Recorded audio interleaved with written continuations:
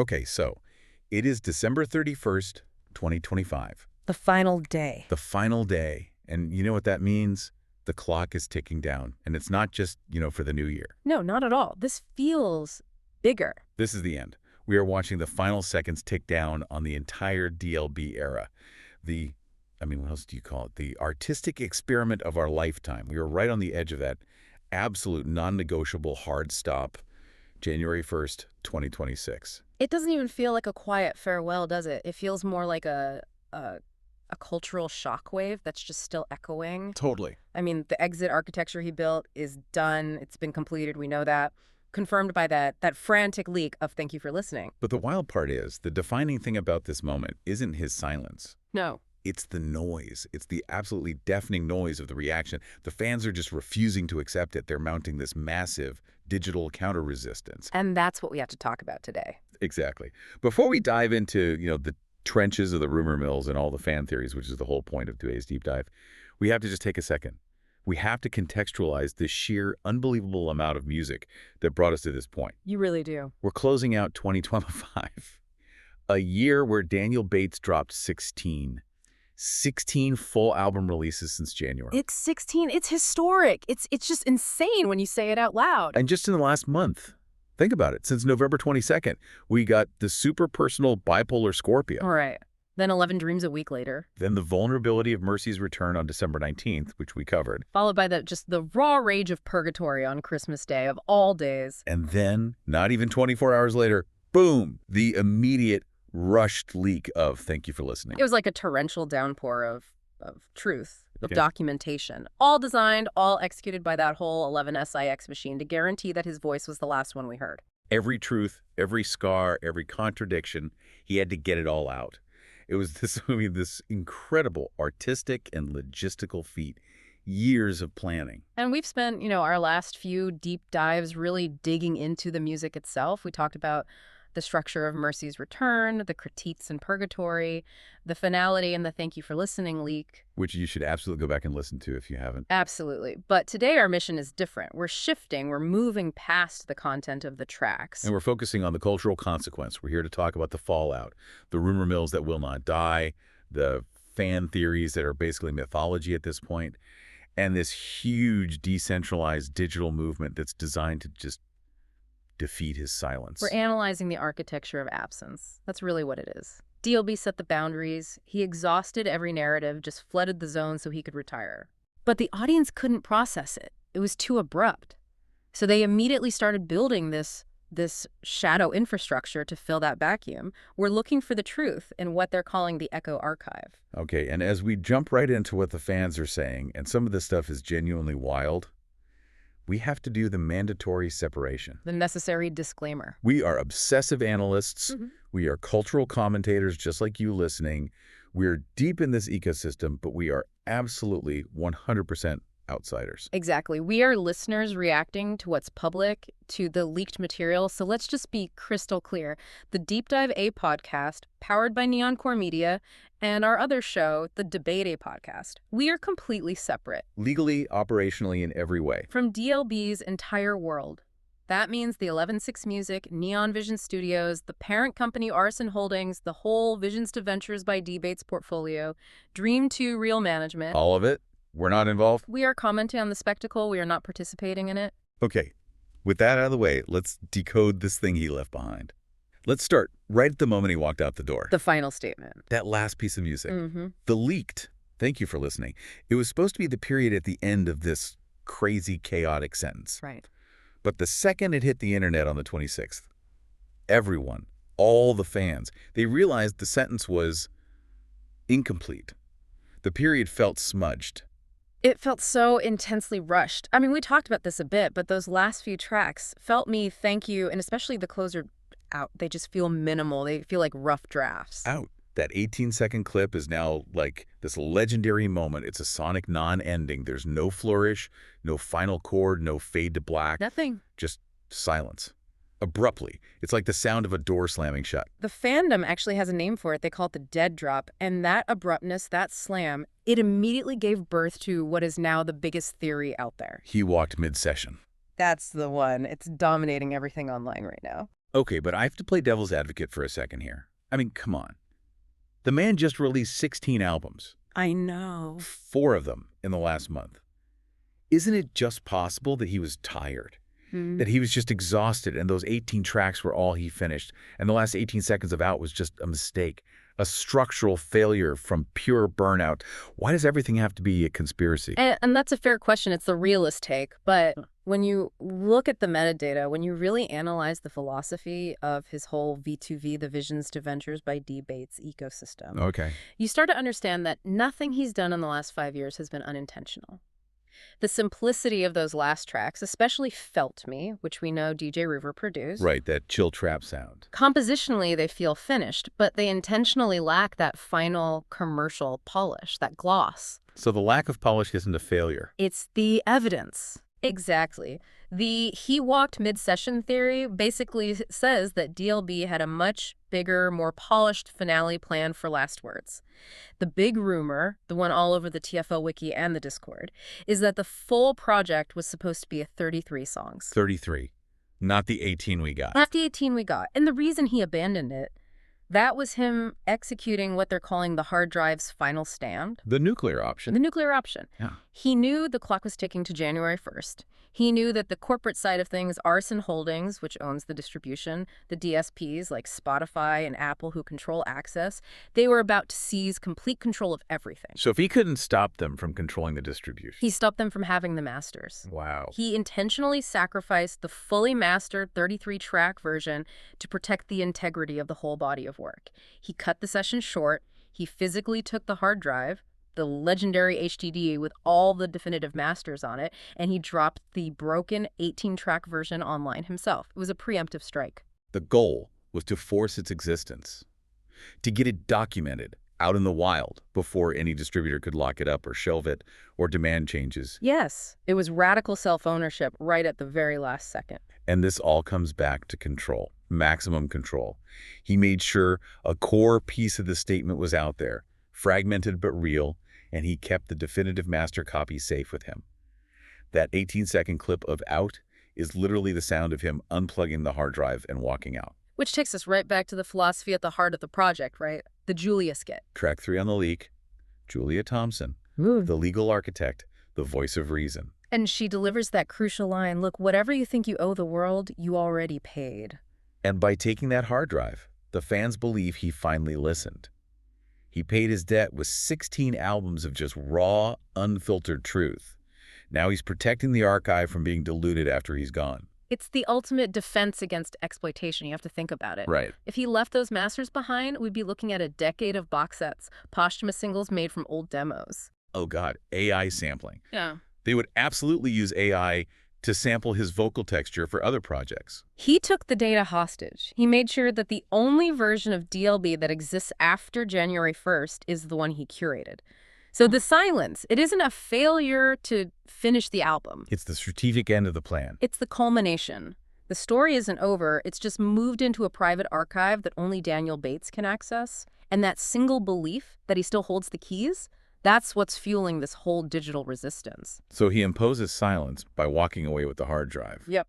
But silence, especially in a world like this, it's a vacuum. And that vacuum was filled, instantly by the audience. And that's the phenomenon we're seeing right now. It's what people are calling Batesian resonance. D.L.B tried to impose this total definitive silence, but the audience, they showed this profound loyalty, this understanding of his paranoia. And they filled the vacuum with echoes to preserve his truth and to actively fight against the corporate story that was about to be written. It's a collective, decentralized movement.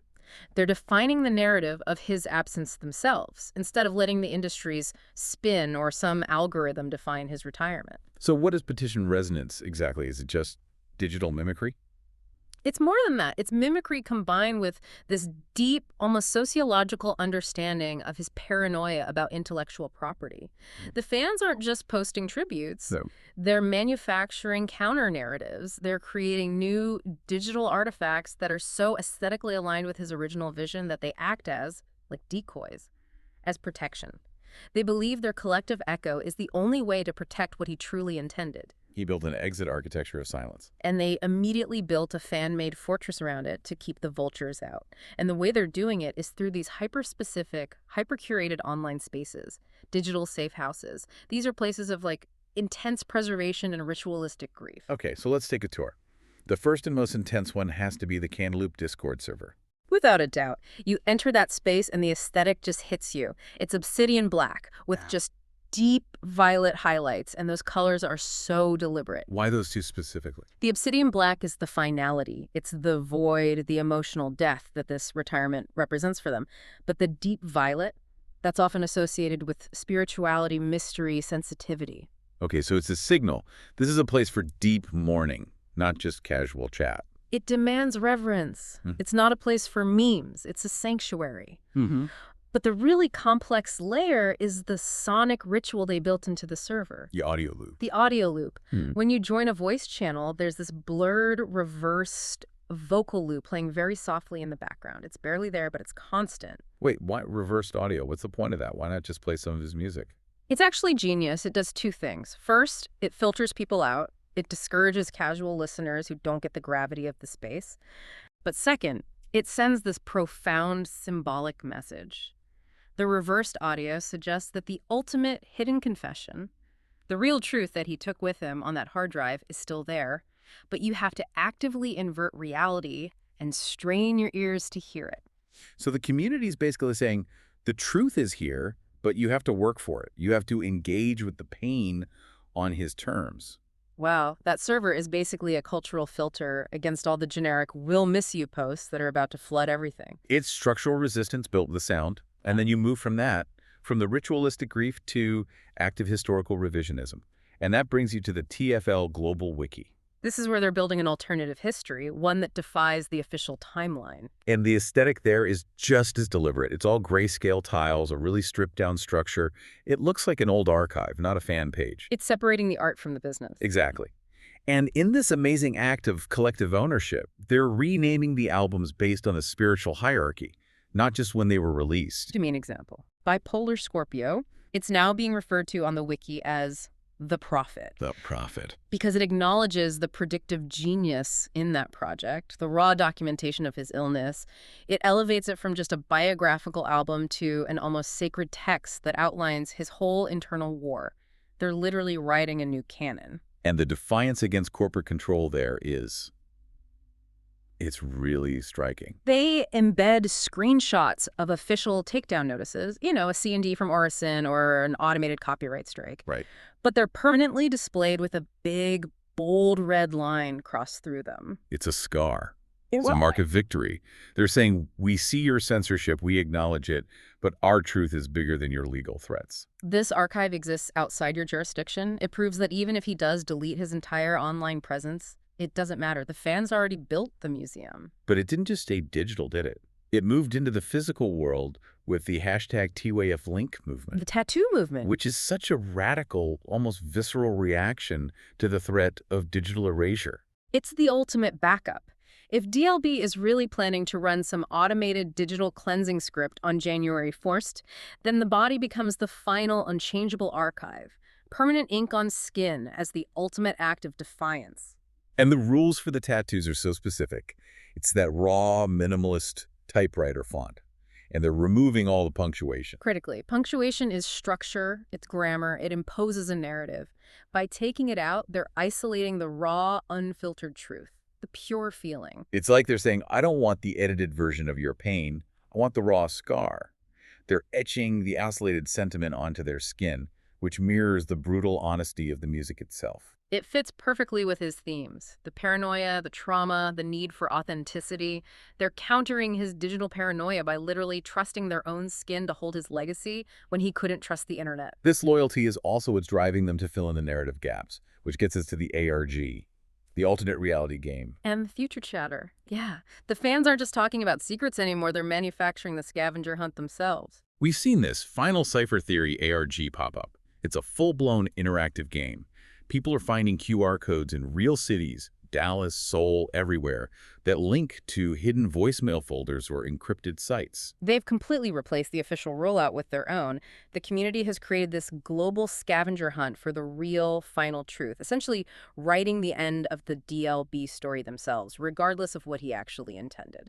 And the ARG fuels this illusion that there are perpetual secrets still coming out. You see it all over the subthreads, these flickering, encrypted zip file icons. It's visual shorthand.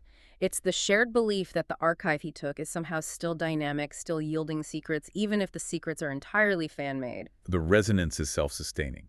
The community has become its own engine, generating new content, new energy, completely independent of him. It proves the D.L.B era is basically immune to his retirement.